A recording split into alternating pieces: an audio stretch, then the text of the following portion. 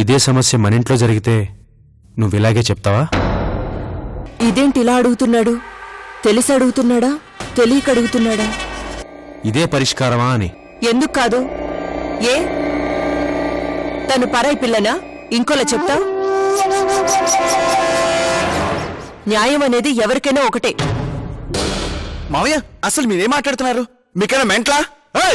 మెంటలెక్కింది నాకు కాదు, నీకు.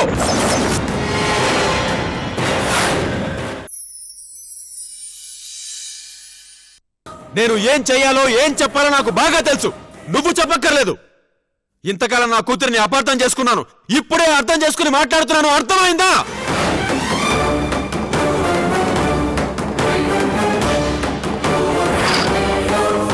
ఉషా, నువ్వేం భయపడకమ్మా. ఏంటి నీ వెనకాల నేను, మీ నాన్నున్నాడు. చూడు, నీకే చిన్న కష్టం వచ్చినా వెంటనే నాకు గాని లేదా మీ అన్నయ్య గాని ఫోన్ చేయి, వెంటనే వచ్చేస్తాం. ఏంటి?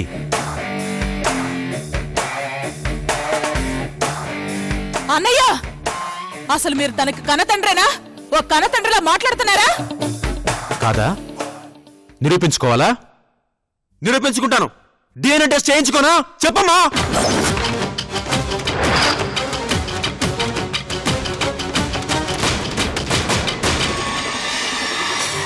అసలేంటి మావయ్య, మీరేనా ఇలా మాట్లాడుతున్నారు? ఇలాంటి పిల్లనిచ్చి పెళ్లి చేసి నీ జీవితం నాశనం చేశానని బాధపడ్డారు. అదప్పుడు, ఇప్పుడు కాదు. ఏంటన్నయ్య అప్పటికి ఇప్పటికి తేడా? తేడా ఏంటో కూర్చోపెట్టి నీ కొడుకును అడుగమ్మా, డీటెయిల్డ్గా చెప్తాడు.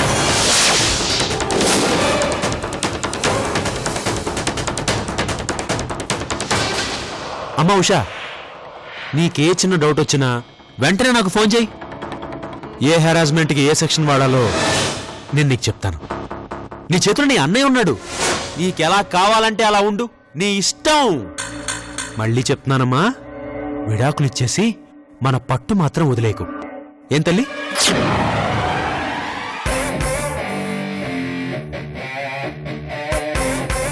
వెళ్ళొస్తాను. టేక్ కేర్ అమ్మా.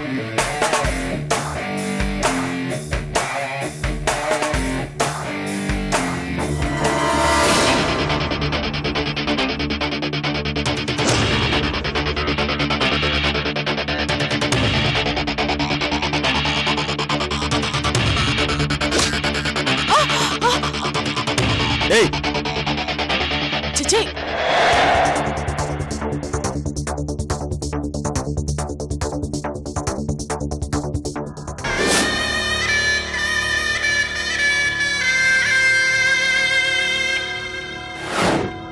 మావయ్య, రివర్స్ గేమ్ మొదలు పెట్టావా? నీతో రివర్స్ గేమ్ ఎలా ఆడాలో నాకు బాగా తెలుసు.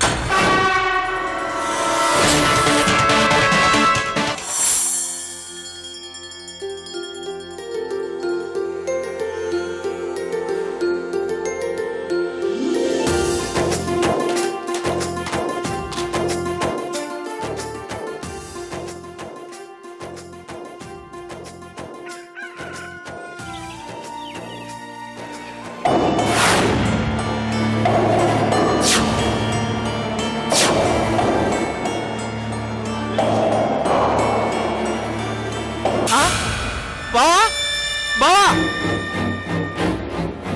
బావా, ఏంట్రా? ఇది చూసావా?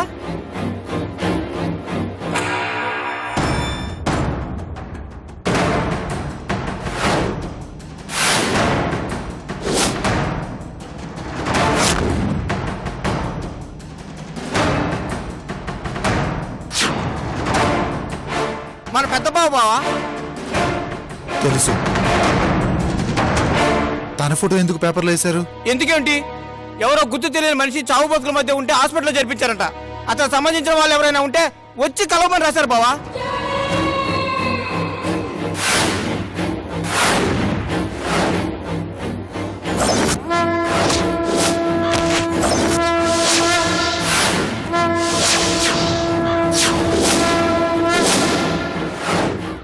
రా బావా, వెళ్దాం.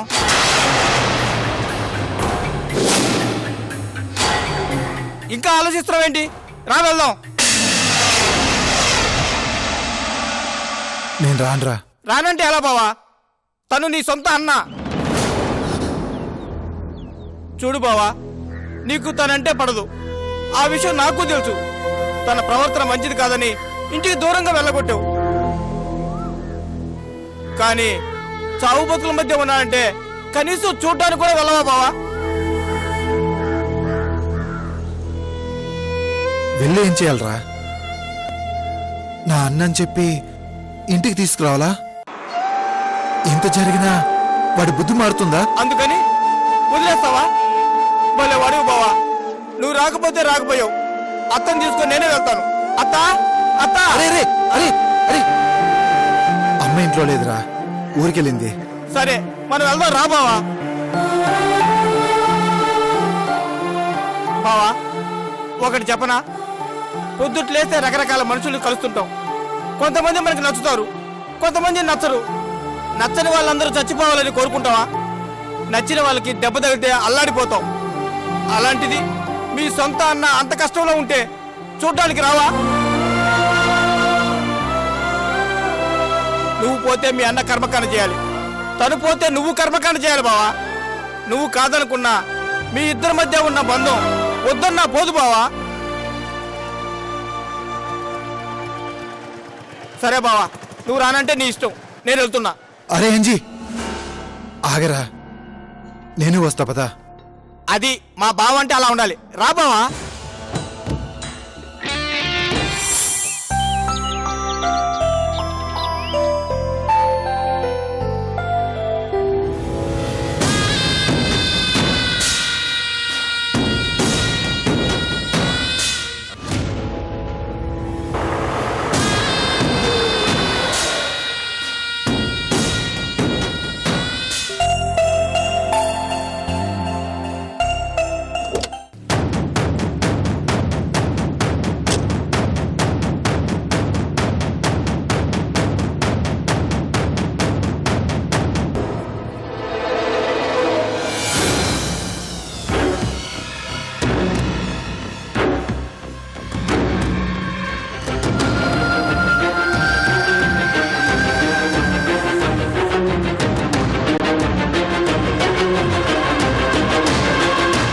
రేఖ,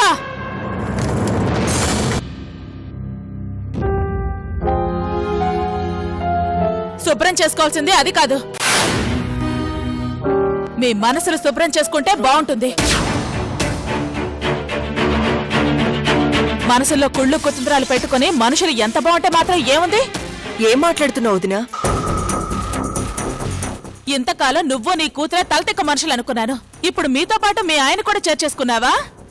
ఏం చేసా ఆయన మనసు కూడా మార్చేశా?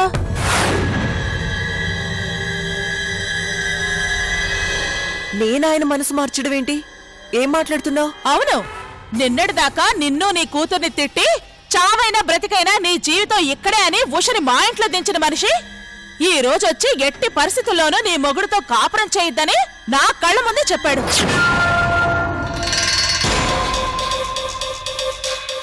విడాకులు ఇవ్వకుండా కాపురం చేయకుండా ఏం చేద్దామని ఆయన ఉద్దేశం? అంటే అంటే నా కొడుకు జీవితం నాశనం చేద్దాం అనుకుంటున్నారా? నా కంఠంలో ప్రాణం ఉండగా అది మాత్రం జరగదు. మీరు ఏం చేసినా నా కొడుక్కి మాత్రం అన్యాయం జరగనివ్వను. నీకు నీ కొడుకు మీద ఎంత ప్రేముందో మాకు మా కూతురు మీద అంతే మమకారం ఉంది. మమకారం మమకారం ఉంటే ఇలా మాట్లాడరు, ఇలాంటి పనులు చేయరు. అసలు ఏ తండ్రి అయినా కూతురికి ఇలాంటి మాటలు చెప్తారా?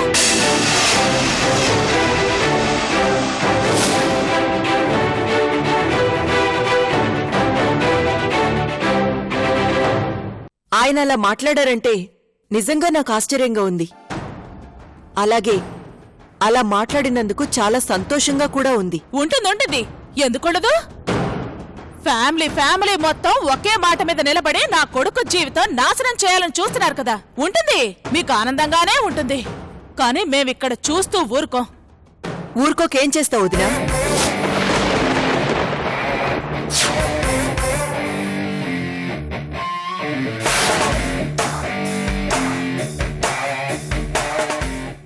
విడాకులు రాకుండానే నా కొడుక్కి ఇంకో సంబంధం చూస్తాను.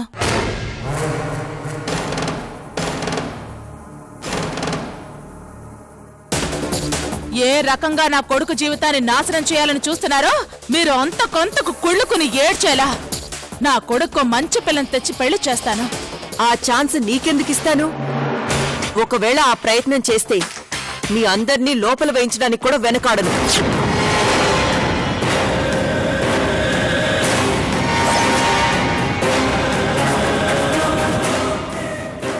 ఓ అంతకు తెగించావా? సరే, అది చూద్దాం. రేఖ, ఇన్నాళ్ళు మీ మీద ఎక్కడో ఓ మూలన కాసింత ప్రేమ, కాసింత అభిమానం ఉండేది. నిజ నిజాలు తెలియక పొరపాటు పడుతున్నారేమో, కూతురు మీద ప్రేమతో తాను చెప్పిన మాట నమ్మి తప్పుదారిలో నడుస్తున్నారేమో అని అనుకున్నాను. కానీ మీరు పొరపాటున కాదు, పొగరెక్కి చేస్తున్నారు అని నాకిప్పుడు అర్థమైంది. రేఖ, ఒక్కటి మాత్రం గుర్తుంచుకో, మంచిగా ఉంటేనే నేను మంచిదాన్ని. నువ్వు కలలు కంటున్నావేమో, నా కొడుకుని ఏదో విధంగా లాక్ చేయొచ్చని ఊహించుకుంటున్నావేమో. నువ్వు, నీ మొగుడు, నీ కూతురు ఎంతమంది వచ్చినా నా కంటల్లో ప్రాణముండగా వాడి మీద ఈగ కూడా వాలనివ్వను. ఏమన్నా లోపల వేయిస్తావా? వేయించు. నేను రేపే వాడికి సంబంధం తీసుకొస్తాను. మీకు చేతనైంది చేసుకోండి.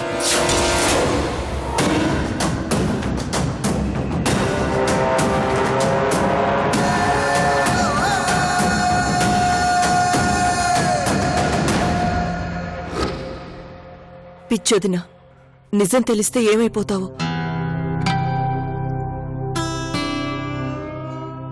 అయినా ఈయన అలా ఎలా మాట్లాడారు? ఎప్పుడు లేంది రఘులో ఇంత మార్పెలా వచ్చింది?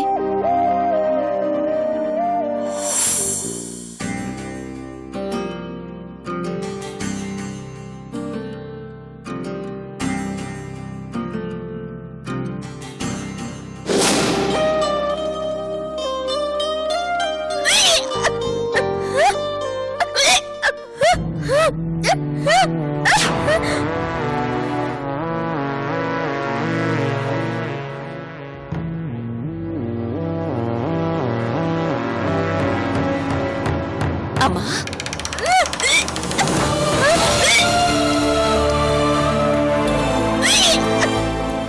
ఉండమ్మా, మంచినీళ్ళు తెస్తాను.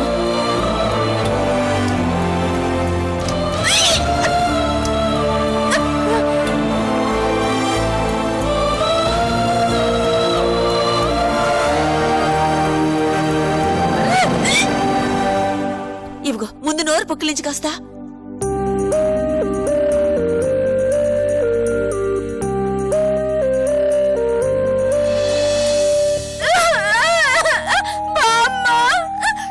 ఏం కాదమ్మా, ఏం కాదు. రా, లోపలికి వెళ్దారా, నేనున్నానుగా. రా.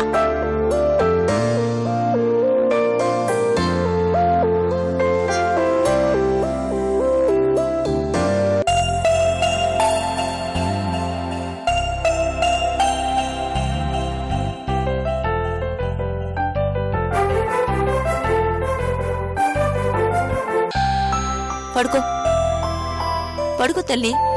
సంజా, అమ్మ సంజా, నీకోసం ఏం తెచ్చానో చూడు. నెయ్యితో చేసిన స్వీట్లమ్మా, తీసుకో.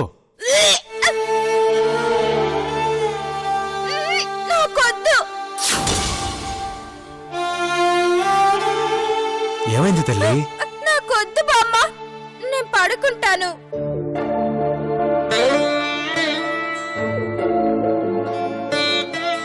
ఏమైందమ్మా? తనసలు పొద్దుట్నుంచి ఏమీ తినలేదయ్యా. ఏం చూసినా వాంతులు చేసుకుంటుంది. ఏంటమ్మా? వేవిళ్ళు ఒక్కొక్కరికి ఒక్కో నెలలో వస్తాయి. వేవిళ్ళొస్తే ఏమీ తినాలనిపించదు. కొంతమందికి అసలు వాసనే పడదు. కడుపుతో ఉన్న ప్రతి ఆడపిల్లకి ఇది మామూలేనయ్యా.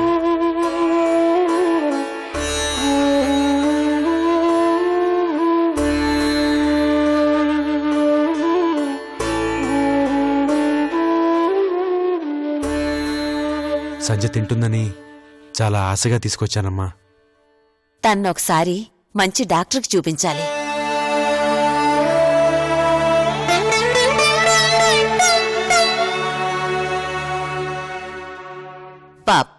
ఇప్పటిదాకా ఎక్కడుందో ఎలా వేగిందో. మన అదృష్టం కొద్దీ తనకేమీ కాలేదు. కాని ఇలాంటి సమయంలో డాక్టర్కి చూపించడం మంచిది.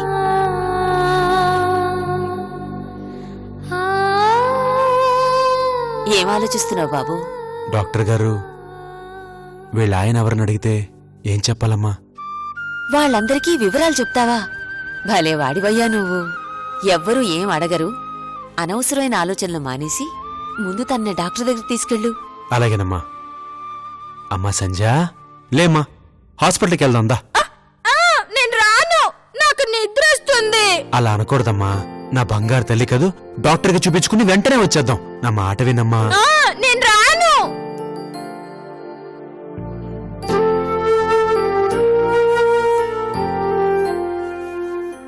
అమ్మా సంధ్య, ఒకసారి లేమ్మా.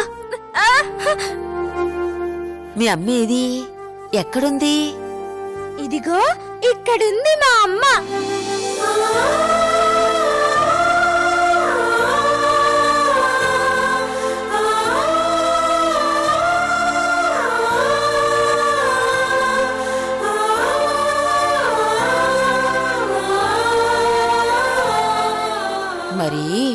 మరి మీ అమ్మకి జ్వరం వచ్చింది కదా, మరి డాక్టర్కి చూపించి మందులేసుకోవాలా వద్దా? కావాలి కావాలి బామ్మ. అందుకే నువ్వు నాన్నతో కలిసి హాస్పిటల్కి వెళ్ళి రావాలి, సరేనా? సంజా, నీకు అమ్మంటే ఇష్టం కదా, మరి నువ్వు హాస్పిటల్కి వెళ్ళావనుకో అమ్మ హ్యాపీ ఫీల్ అవుతుంది. మరి అమ్మ కోసం హాస్పిటల్కి వస్తావా? వస్తాను. వెరీ గుడ్, రామ్మా రా.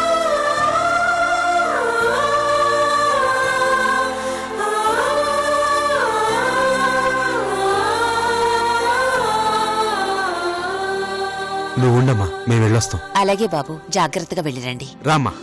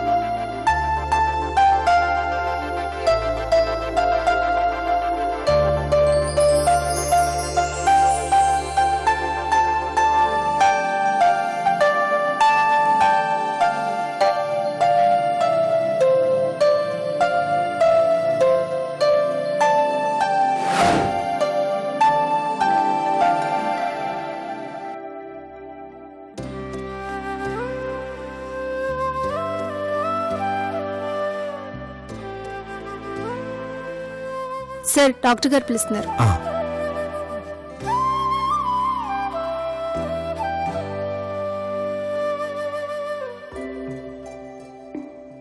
కూర్చోండి. నాన్న, ఎలా ఉంది డాక్టర్? ప్రెగ్నెంట్ కదా, వేవిళ్ళి రావడం సహజం. కాకపోతే చాలా వీక్గా ఉంది. పైగా కేర్ తీసుకోవటం లేదు. ఈ టైంలో మంచి ఫుడ్ ఇవ్వాలి. ప్రశాంతంగా ఉంచడానికి ట్రై చేయండి. తన పరిస్థితి చూశారు కదా డాక్టర్, మతి స్థిమితం లేదు. ఏం చేస్తుందో, ఎప్పుడు ఎలా ఉంటుందో తెలీదు. చివరికి ఆకలేస్తే అన్నం తినాలన్న ఆలోచన కూడా ఉండదు.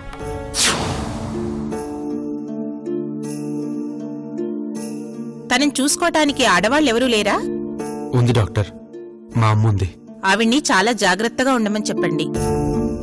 ఒక్కో నెలలో ఒక్కో మార్పు వస్తూ ఉంటుంది. అవి మామూలు వాళ్ళైతే ఆ ఫీలింగ్స్ ని ఎంజాయ్ చేస్తారు. కానీ తను ఇరిటేట్ కావచ్చు. కొన్నిసార్లు భయం అనిపించి కడుపు మీద కొట్టుకోవటం, రక్కేసుకోవటం కూడా చేయొచ్చు. డాక్టర్, నా కూతురున్న పరిస్థితికి ట్రీట్మెంట్ ఇప్పిస్తే ఎలా ఉంటుంది? ఒకేసారి మందులు వాడితే ఏదైనా ప్రయోజనం ఉంటుందా? నా ఫ్రెండ్ సైక్రియాటిస్ట్ ని తన గురించి ఆల్రెడీ కాంటాక్ట్ చేశాను. ఆవిడ సజెషన్ ఏంటంటే ఈ టైంలో ఆ మందులు వాడకపోవటమే మంచిదని చెప్పింది. అసలే తను వీక్గా ఉంది. ఆ మందుల వల్ల సైడ్ ఎఫెక్ట్స్ రావచ్చు. అందుకే వాటిని అవాయిడ్ చేయమని చెప్తున్నారు. కానీ తను మామూలు మనిషి కాకపోతే రేపు బిడ్డ పుట్టిన తర్వాత ఆ బిడ్డని చూసుకోగలదా? సరిగ్గా పెంచగలదా? ఈ అమ్మాయికి ఈ పరిస్థితి మొదట్నుంచి లేదు కదా, మధ్యలోనే వచ్చింది. ఖచ్చితంగా తగ్గుతుంది. నాకు తెలిసి డెలివరీలో 90% వరకు క్యూర్ అయ్యే అవకాశం ఉంది.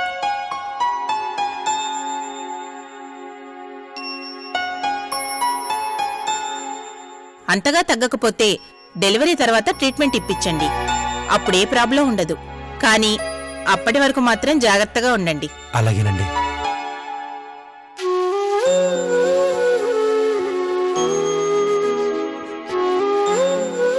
ఈ మందులు వాడండి. రెగ్యులర్గా చెకప్కి తీసుకురండి. అలాగే డాక్టర్. ఉంటామండి. రామ్మా.